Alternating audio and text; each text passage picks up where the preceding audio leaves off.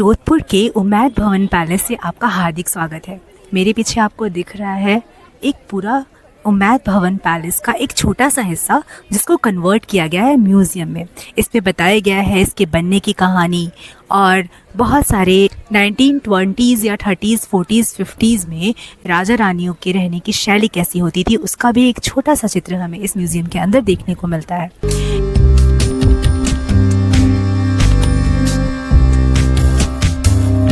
ये पूरा का पूरा पैलेस का स्ट्रक्चर है। इसमें 15% में उन लोग रहते हैं, 15% म्यूजियम को डेडिकेटेड है और 70% में ताज होटल चल रहा है। ये भवन का पीछे वाला पार्ट है और यहीं पर प्रियंका चोपड़ा का शादी हुआ था लॉन में। यहाँ पर 8-10 हजार लोगों को बैठने का व्यवस्था भी बनाया गया है। पूरे उमैद पैलेस के बनने की कहानी ये है कि जब बहुत ज़्यादा ड्राउट रिडन ये एरिया हो गया था उस समय पे राजा उमैद जो राजा थे राठौड़ किंग के, उन्होंने लोगों को ऑक्यूपेशन देने के लिए ये प्रोजेक्ट स्टार्ट किया था 1929 में। लेकिन जब ये और इसके डिज़ाइनर एक ब्रिटिशर थे लैनचेस्टर, इसमें बहुत सारे तरह की डिफरेंट आर्ट फॉर्म्स को जो कि हमारे मंदिरों के, बुद्धिस्ट टेम्पल के, यहाँ तक कि अंगकोर फोर्ट जो कंबोडिया में है उसकी भी आर्किटेक्चर को शामिल करते हुए इस पूरे के पूरे उमैद भवन को बनाया गया। और जो राजा उमैद थे उनका ये विज़न काफ़ी ज़्यादा सक्सेसफुल हुआ और लगभग 15 से 20 साल में जब ये महल बन के तैयार हुआ तो ये उस समय विश्व का सबसे बड़ा लिविंग पैलेस माना जाता था। यहाँ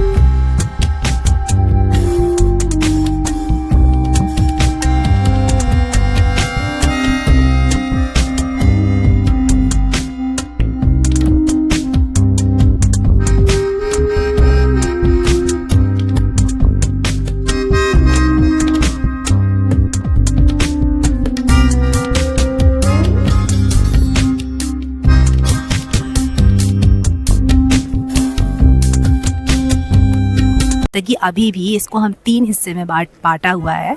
एक हिस्सा तो म्यूज़ियम है जिसको हम टूरिस्ट देख सकते हैं, एक हिस्सा जो कि ताज पैलेस चलाता है होटल की तरह, 5 स्टार होटल, और एक हिस्सा पूरा का पूरा इसका अभी भी प्राइवेट जो जोधपुर के अभी भी जो वंशज हैं, अब तो किंगडम रहा नहीं, फिर भी वंशज जो भी जिंदा है उनके अभी 7 people are alive from that kingdom, Rathore kingdom, तो उनके लिए पूरी की पूरी प्राइवेट प्रॉपर्टी है उनकी। यहाँ तक कि जो म्यूजियम से भी रेवेन्यू जनरेट होता है, जो होटल से भी रेवेन्यू जनरेट होता है, वो उनको ही जाता है। So this is the story of the Rathores and that has started from Mandore. Mandore may be we will go in the evening, flourished at the fort of Mehrangarh, and that ends here. It is in the process because now we are democracy, we don't have the kings and kingdoms, लेकिन कहीं ना कहीं वो राजा महाराजाओं की कहानियाँ अभी भी हम लोग को बहुत अट्रैक्ट करके चली जाती हैं। तभी तो इतने सारे टूरिस्ट हमें यहाँ पे देखने को मिल रहे हैं। इतने सारे गाइड्स हैं, गाइड्स क्या बता रहे हैं कि ये राजा थे, ये ऐसे रहते थे, ये ऐसे खाते थे, ये ऐसे उठते थे, ये ऐसे बैठते थे। यहाँ तक कि अभी भी सेरेमोनियल अब तरीके से जो भी राजकुमार हैं उनकी भी सेरेमनी, जैसे कि उनको राजकुमार बनाना या कुछ इस तरीके का, बट उसका कोई मेन सिग्निफिकेंस नहीं रह गया है, लेकिन रिचनेस बहुत है।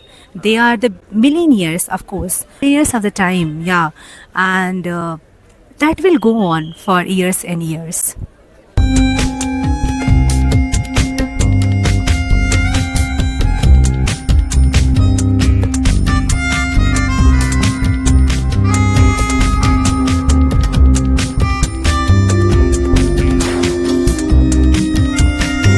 जोधपुर के सेंटर से 7 किलोमीटर डिस्टेंस पे स्थित है ये मछिया बायोलॉजिकल पार्क, जहाँ पे आपको अरावली रेंज के बहुत स्टोन्स, पहाड़ को काट के बनाया हुआ ये पूरा पार्क देखने को मिलेगा। और इसके ऊपर ही जू भी बनाया गया है जहाँ पे हमें टाइगर्स, एमू और लायंस जैसे बहुत ही एक्सटिंक्ट, हमारे लिए एडोरेबल और इंटरेस्टिंग एनिमल्स देखने को मिलते हैं। व्यू बहुत अच्छा मिलता है।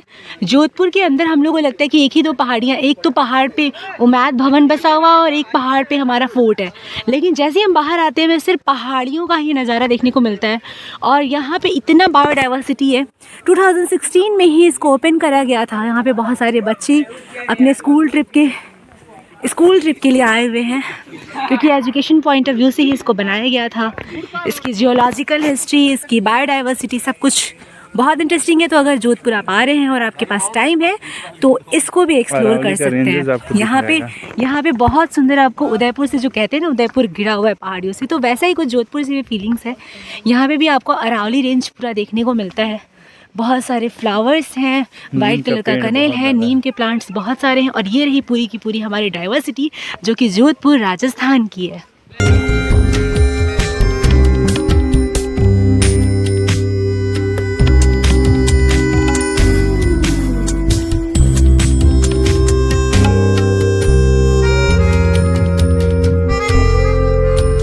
शाम का समय हुआ है और हम लोगों ने डिसाइड किया मंदोर गार्डन आने का। एक्सप्लोर कर लिया। जोधपुर में शाम के समय पे ये बहुत ही इंटरेस्टिंग प्लेस है। यहाँ पे लाइट शो भी होता है। हाँ, तो लाइट शो भी हम देखने का कोशिश करेंगे। मंदोर गार्डन के अंदर हम लोगों को ट्रेन लेना पड़ा है और ट्रेन में हम लोग बैठ के पूरे गार्डन का विजिट करने वाले हैं और इसी ट्रेन से होकर हम लोग जाएंगे लाइट एंड साउंड शो भी देखने। तो आप देख सकते हैं।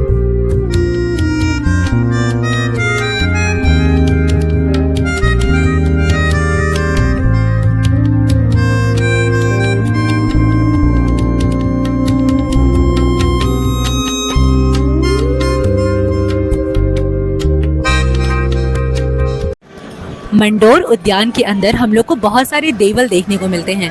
पहले आपको देखिए लगेगा कि ये मंदिर तो नहीं है, लेकिन ये मंदिर नहीं है, इसको देवल कहा जाता है। देवल का मतलब राजाओं की स्मृति में बनाए गए स्मारकों को देवल कहा जाता है। जैसे ये सामने जो है वो राजा अजीत सिंह, जो कि राठौड़ किंग के एक बहुत महान राजा थे, उनकी याद में बनाया गया ये देवल है। इस पे भी बहुत सारी राजस्थानी कलाओं को उकेरा गया है। शिव भगवान की, अलग अलग देवताओं की प्रतिमा को उकेरा गया है, जिससे इसकी आध्यात्मिकता भी झलकती है और सांस्कृतिक चीज़ों को भी इसमें बहुत डिटेल से दिखाया गया है। ऐसे ही हमारे सामने भी एक किसी और राठौड़ राजा के देवल का निर्माण किया गया है, जो कि उनकी स्मृति में बनाया गया है। ये पूरा का पूरा जो मंदोर गार्डन है, ये उन लोगों राजाओं के, राठौड़ किंग के जितने भी राजा हुआ करते थे, उनका क्रेमेशन ग्राउंड हुआ करता था। तो यहाँ पे उन लोगों को जलाया जाता था और साथ में उनको याद रखने के लिए यहाँ पे सुंदर सुंदर उनके याद में स्थापत्य कला के बहुत नमूने बना दिए जाते थे। उनके अगर इतिहास के बारे में आप पढ़ेंगे तो आप ये जानेंगे कि यहाँ पे प्रतिहार किंग्स भी रूल किया करते थे, उनका भी कैपिटल ये हुआ करता था। और जब राव जोधा ने जैसे फोर्ट बनाया था, उसके पहले राठौड़ किंग का कैपिटल भी मंदोर ही हुआ करता था। यहाँ की हिस्ट्री बहुत रिच है। दिन में भी यहाँ पे एक्सप्लोर किया जा सकता है, बट रात में यहाँ का व्यू कुछ और ही हो जाता है जब ट्रेन यहाँ के चक्कर लगाती है और हम लोगों को इसके हिस्टोरिक और सांस्कृतिक पहलुओं से रूबरू कराती है। अरावली की पहाड़ियों से घिरा मंडौर नगर मांडव्य ऋषि की तपोभूमि था और इसका प्राचीन नाम मांडव्यपुर था। महाभारत काल में यहाँ नागवंशियों ने राज किया और फिर गुप्त वंश ने।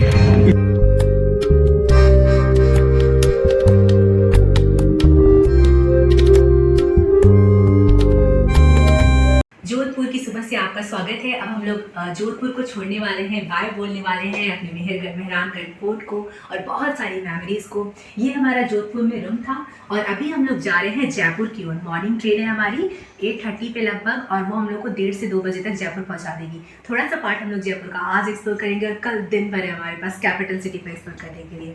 सो be with us on this trip. हमारा स्टेशन यहाँ से लगभग 500 मीटर डिस्टेंस पर है, तो we have prefer to walk to our station because we have time.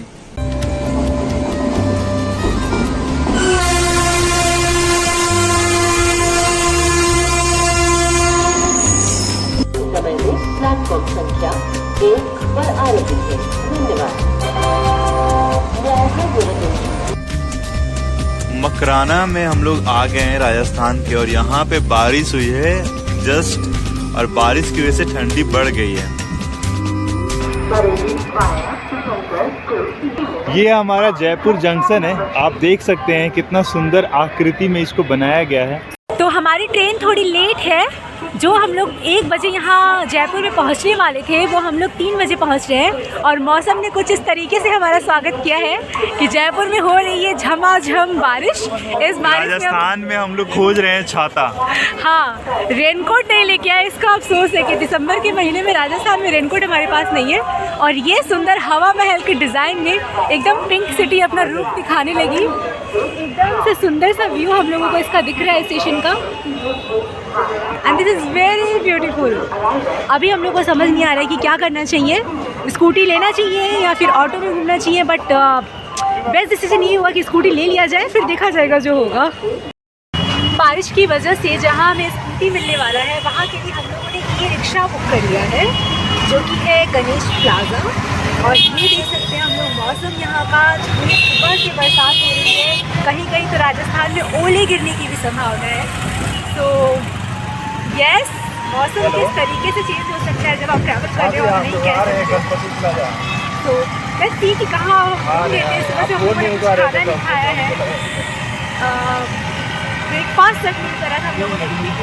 Jodhpur से लेके जयपुर तक कोई भी ऐसा बड़ा स्टेशन नहीं है जहाँ पे हम लोग को ब्रेकफास्ट भी मिल सके। तो अब हमें बहुत तेज़ भूख भी लगी है और देखते हैं ये सब कितने मिनट में हो पाता है।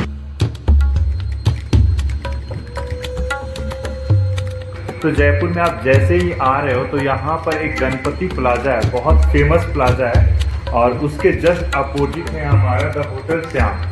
और आपको जब भी होटल चाहिए तो आप यहाँ पे आकर रुक सकते हैं बहुत ही अफोर्डेबल रेट्स पे।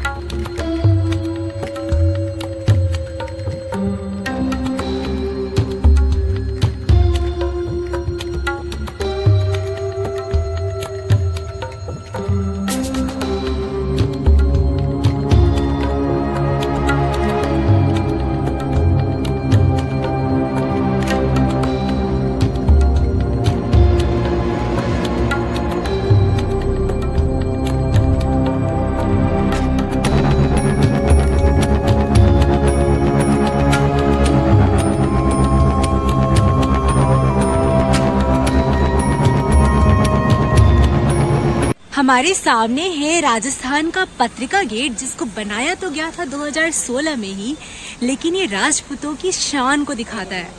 और यहाँ से ये पूरा का पूरा जो सर्कल है इसको हम बोलते हैं जवाहर पार्क, जो कि one of the largest park है पूरे एशिया का, सर्कल में बना हुआ। आप देख सकते हैं इसमें भी झरोखों का इस्तेमाल किया गया है, राजस्थानी शैली में बनाया गया है ये। और ये बहुत ही फोटोजेनिक प्लेस है।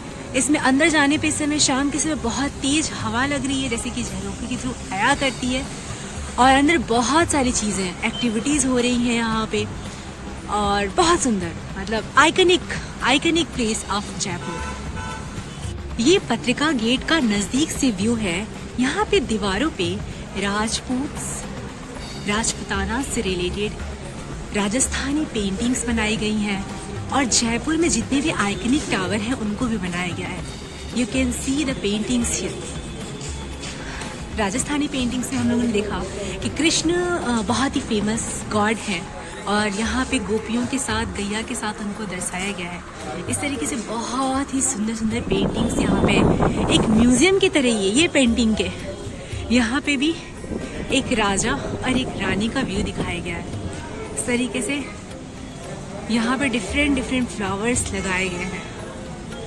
This is a whole view of it, very beautiful. यहाँ से पूरा जवाहर चौक के आसपास का सड़क दिखता है, जो बहुत ही सुंदर लगता है शाम के समय। काफ़ी तेज हवा चल रही है क्योंकि दिन भर आज बरसात हुई है।